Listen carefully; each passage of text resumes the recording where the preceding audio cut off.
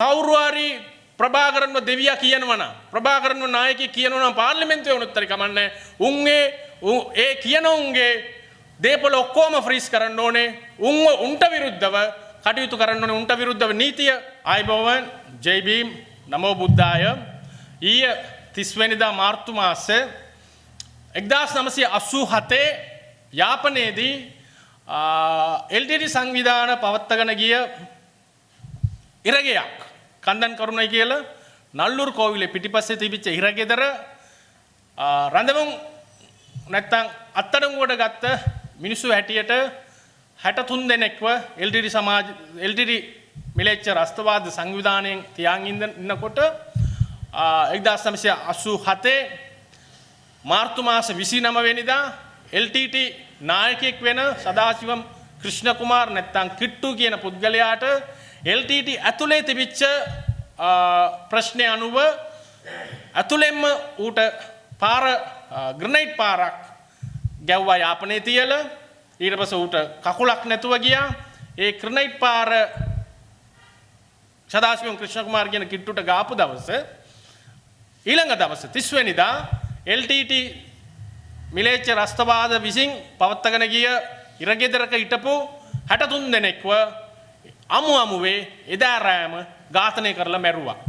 කොල්ලෝ 63 දෙනෙක් දෙමළ කොල්ලෝ 63 දෙනාම වෙන ආයුධ සංවිධානවල ආයුධ අරගෙන කොටි විරුද්ධ සටන් කරපු අය නෙවෙයි. සමහර අය විවිධ සංවිධානවල බැඳිලා හිටපු අය. සමහර අය ගයිස් කියන යාපනයේ තිබිච්ච ස්ටුඩන්ට් යුනියන් ස්ටුඩන්ට් ඇසෝසියේෂන් නැත්නම් ස්ටුඩන්ට් මූව්මන්ට්ස් ඒ කියන්නේ මේ ශිෂ්‍ය සංගමයේ සංගමයේ සමාජිකයෝ සමහර අය කොටි සංවිධාන සැකපිට අත්අඩංගුවට ගන්නවා කියනවනේ. ඒ වගේ සැකපිට අත්අඩංගුවට ගත්ත අය මේ වගේ අයව එක රෑයෙන් ඝාතනය කරපු දවස තමයි 30 වෙනිදා මාර්තු මාසේ 1987.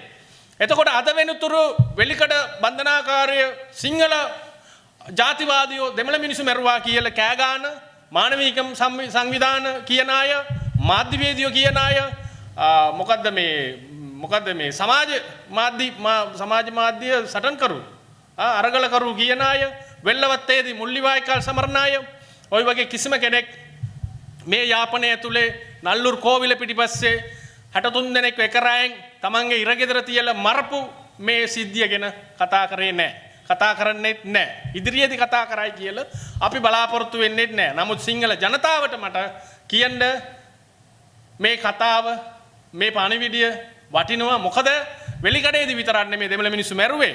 දෙමළ මිනිස්සුන්ව මැරුවේ. දෙමළ අයවම මරලා තියෙනවා තමන්ගේ ඉරගෙදර තියලා. ඒත් වෙලිකඩේ මැරුණේ 50 ගාණක්. මෙතන මැරුවේ 63 දෙනෙක්ව එක රැයෙන් වෙඩි තියලා ඝාතනය කරා. හරිද? එතකොට මේ ඉතිහාසය මේ මොකද අර රීකන්සිලියේෂන් කියලා කතා කරනවනේ මොකද සංඉන්දියාව සිංහල දෙමළ මිනිසුන්ට විතරක් නෙමෙයි කරන්න ඕනේ. දෙමළ මිනිසුන්ගේ ඇතුළේම සංඉන්දියාව කරන්න රීකන්සිල් වෙන්න ගොඩක් දේවල් තියෙනවා. ඒක වෙලා නැහැ තාම. දෙවැනි කාරණාව ඊයේ 30 වෙනිදා මාර්තු මාසේ 2026 කුරුකල් මඩම් කියලා බැටිකලෝ කල්මුනේ ප්‍රධාන පාරේ 1990 ජුලයි මාස 12 වෙනිදා වගේ දිනයක හජ් ගිහිල්ලා ආපු මුස්ලිම් ජනතාව 168ක් බස් දෙකක පාරගෙන ගිහිල්ලා කුරුකල් මඩම් කියන තැනක ඝාතනය කරලා වල්ලලා දැම්මා මේ මිලේච්ඡ කොටි රස්තවාදිය. අවුරුදු 35ක් මේ මිනිස්සු මැරිච්ච අයගේ නෑදෑයෝ උසාවි ගිහිල්ලා අවුරුදු 35ක් සටන් කරලා ඊයේ කළුවාංචිකුඩි මැජිස්ට්‍රේට් කෝට් එකෙන් උසාවියෙන් නියෝගයක් දුන්නා මේ මලසිරුරු මේ වල දාපු තැන ආරල පරීක්ෂණය පවත්වන්න කියලා. එතකොට සෙම්මනී වල අමුදාවෙන් මරලා දැම්මා කියලා උද්ඝෝෂණය කරපු අය පාර්ලිමේන්තුවේ කෑගාපු දේශපාලකයෝ අර්ජුනා වගේ මේ කොටි රූකඩයෝ කිසිම වචනයක් නැහැ. කොටි සංවිධානයෙන් 168ක් මරලා වල්ලලා දාපු තැන ඊයේ උසාවි නියෝගයක් මත පරීක්ෂණේ කැණීම් කටයුතු පවත්තලා පටන් අරන් තියෙනවා. එක වචනයක් කිව්වද කියලා බලන්න එක මාධ්‍යයක් දෙමළ මාධ්‍ය වලින් මේ පුවත් පළ වුණාද කියලා බලන්න. ඒත් සමහරු මාධ්‍යවල ආවා මේ අන්අයිඩෙන්ටිෆයිඩ් ගන්මෑන් කියලා ඒ දවස්වල කියනෝනේ මොකද්ද මේ අඳුනා ගන්න බැරි මේ තුවක්කුකරු කියලා වචනයක්. ඒ දවස්වල මට මතකයි. ඒ වගේ වචනයක් තමයි දාලා තිබුණේ. එකෙක්ට 50ක් කොන්ද 50ක් තිබුණේ නැහැ. කොටි සංවිධානය, කොටි මිලේච්ඡ රස්තවාදී සංවිධානයෙන් මේ 168ක් එක දවසෙන් ඝාතනය කරලා පැරගෙන ගිහලා ඝාතනය කරලා වල දැම්මා කියලා හරියටම සිද්ධිය ලියන්න එකෙක්ට කොන්ද 50ක් තිබුණේ නැහැ. ඒ ජනතාව මැරිච්ච අයගේ නෑදෑයෝ අවුරුදු 35ක් සටන් කරලා දැන් මේ අවුරුදු 35න් පස්සේ මිනිසුන්ට සාධාරණයක් ලැබෙන්න සරසලා තියෙනවා. ඉතින් අපි මේ මිනිසුන්ගේ සටනට අපි ගරු කරනවා. අපිත් මේ මිනිසුත් එක්ක ඒ ඉස්ලාම් මුස්ලිම් ජනතාවත් එක්ක අපි එකට අත්වැල් බැඳ ගන්නවා කියලා අපි මේ වෙලාවේ ප්‍රකාශ කරන්න කැමති. මේ වගේම තුනුක්කයි කියලා මාංගුලම්බල මුලතිව දිස්ත්‍රික් එකේ තුනුක්කයි කියන LTT වදකාකාරයේදී 4000කට වැඩිය දෙමළ මිනිස්සු, මුස්ලිම් මිනිස්සු, සිංහල අමුදාවේ පොලිසිය අයව තියලා වද දීලා මරපු වදකාකාරයක් තියෙනවා. මලසිලුළු මේ ලොකු විශාල අක්කර 16ක LTT වදකාකාරයක් එක ඉරගයක්.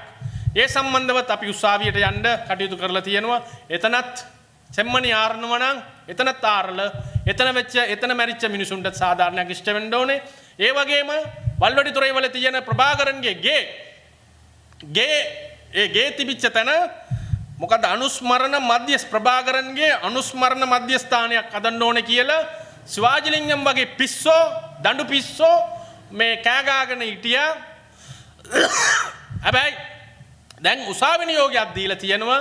එතන ප්‍රභාකරන්ගේ අනුස්මරණ මධ්‍යස්ථානය හදන්න ඕනේ කියපු සම්බන්ධව විමර්ශනයක් පටන් ගන්න කියලා රස්තවාදී වෙලඟන කොට්ටාසට උසාවි නියෝගයක් දීලා තියෙනවා. අපි ඒකට මේ රජයට ස්තුතිවන්ත වෙනවා. ඒ වගේම යාපන විශ්වවිද්‍යාලයේ කළුකොඩි ජාතික කොඩිය ගලවල විසික් කරලා කළුකොඩි දාපු අයටත් විමර්ශනයක් පටන් ගන්න තියෙනවා. ඒකටත් අපි ආණ්ඩුවට ස්තුතිවන්ත වෙනවා. ඒ වගේම තුනුක්කායි වල තව ඊයේ මම අර කියපු කන්දන් කරුණේ වල මේ වගේ වෝ ක්‍රිමිනල්ස්, මේ වගේ වෝ ක්‍රයිම්ස්, යුද අපරාධ කරපු කොටි සමාජිකයෝ එළියට ඇවිල්ලා තාම ඉන්නවා. පුනරුත්ථාපනයට ගිහිල්ලා ඇවිල්ලත් ඉන්නවා. පිට රටවල් වල ජීවත් වෙනවා. පුනරුත්ථාපනයට ගිහිල්ලා එළියට දැම්මේ මේ ආණ්ඩුවට විරුද්ධව සටන් කරපු ඒ ස්ටේට් වොස් ටෙරරිසම්. හරිද? ඒකට දඬුවම් කරා එළියට දැම්මා.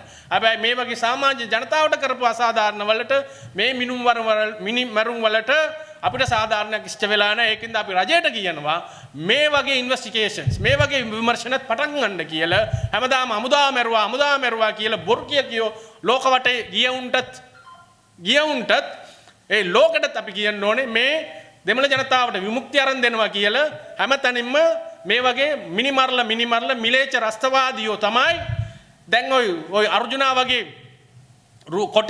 කොටි යවන සල්ලි වලට ඇවිල්ලා පාර්ලිමේන්තුවේ මේ දෙවියා කියාගෙන ප්‍රභාකරන් දෙවියා කියන මුන් ඉන්නවනේ. මුන්වත් දඬුවම් කරන්න ඕනේ. මුන්ගේ මේ මොකද්ද මුන්ගේ මේ ඇසෙට්ස් නැත්නම් මුන්ගේ දේපොළ ෆ්‍රීස් කරලා මේ කුරුකල් මඩම් වල කොටි මිලේච්ඡ ප්‍රභාකරන්ගේ කණ්ඩායම මරලා දාපු මිනිසුන්ට වන්දි ගෙවන්න ඕනේ.